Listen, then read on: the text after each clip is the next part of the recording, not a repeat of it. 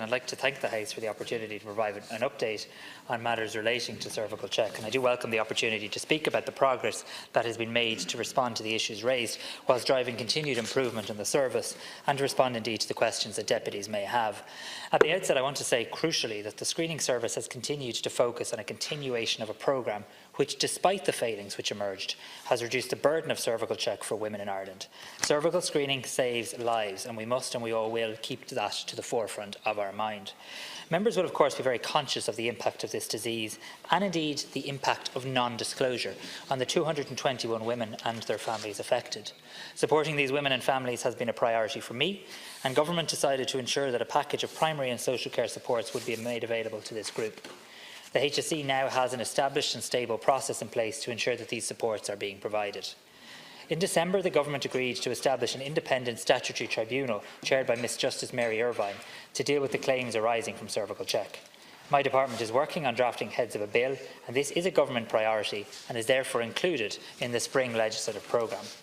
I will also shortly seek Government approval for the establishment of a non-statutory scheme to provide ex gratia payments for the women affected by the non-disclosure of the audit. And I think this will be an important development where the state will accept its responsibility in relation to non-disclosure and in an ex gratia manner make payments to the women and their families affected. Separately, the independent expert panel review, which is being carried out by the Royal College of Obstetricians and Gynaecologists, will provide much needed clarity and independent clinical assurance to the women involved. Over 1,000 women have consented to be included in the review, or that's about 63% of those eligible to participate. This is a very welcome level of participation and allows for a robust and comprehensive aggregate report to be provided.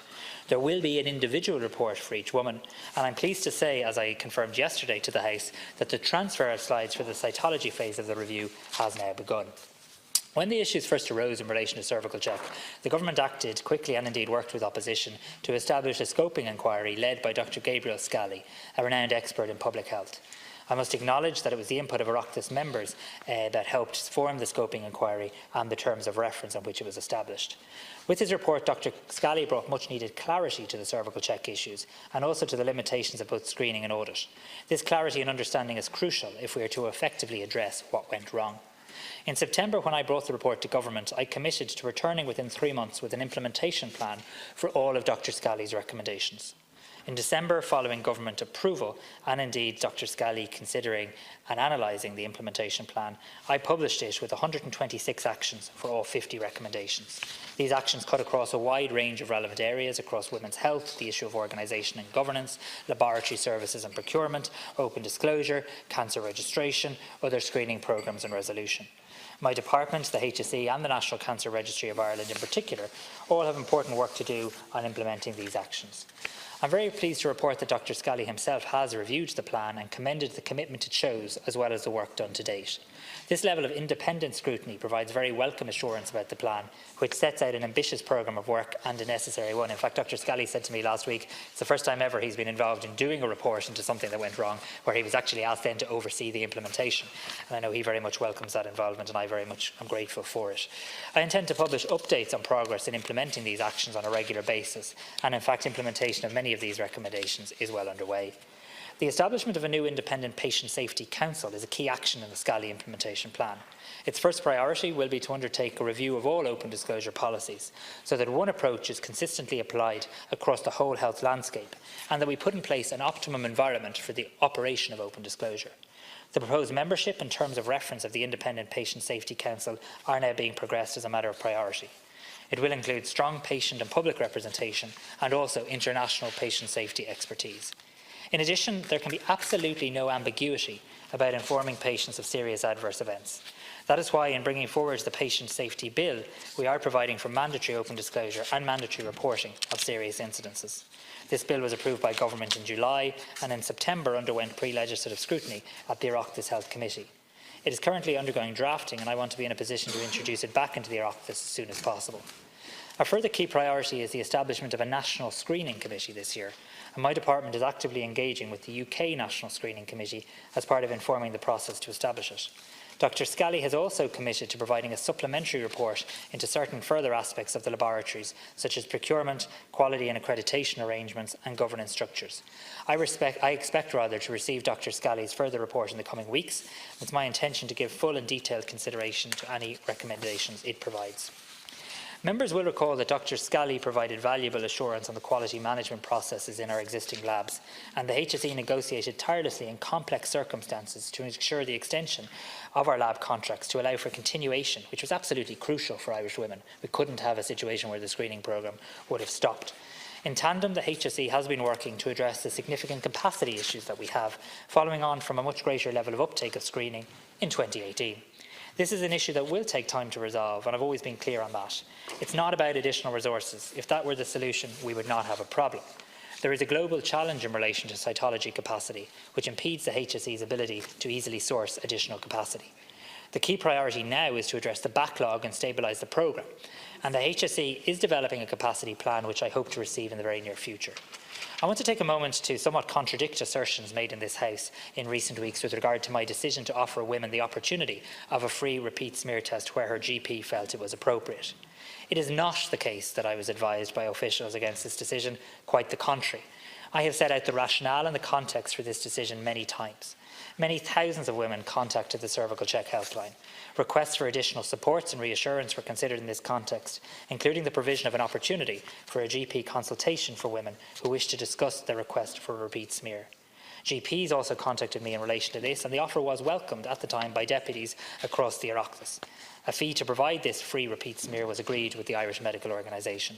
This was discussed and agreed with my senior officials, including the Chief Medical Officer at the end of April, and was followed by a government decision on the 1st of May. So to those who continue to persist in saying that I acted against official advice, that is incorrect. They have misled the Dáil.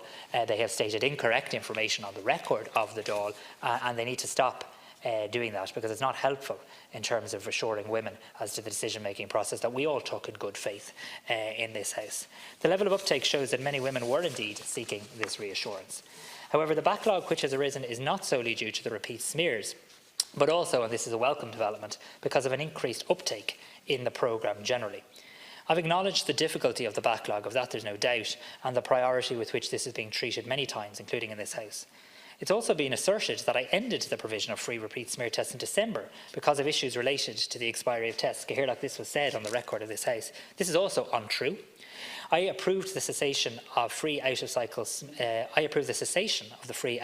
smears in October, at which point the HSE proposed, as the people responsible for the operation of the system, that as tests would have been staged to be scheduled into December, that arrangements would run to the end of the year. So again, followed official advice in terms of the cessation of the programme post the publication of the Scally report, followed that advice in October, with the programme of repeat smears ending in December.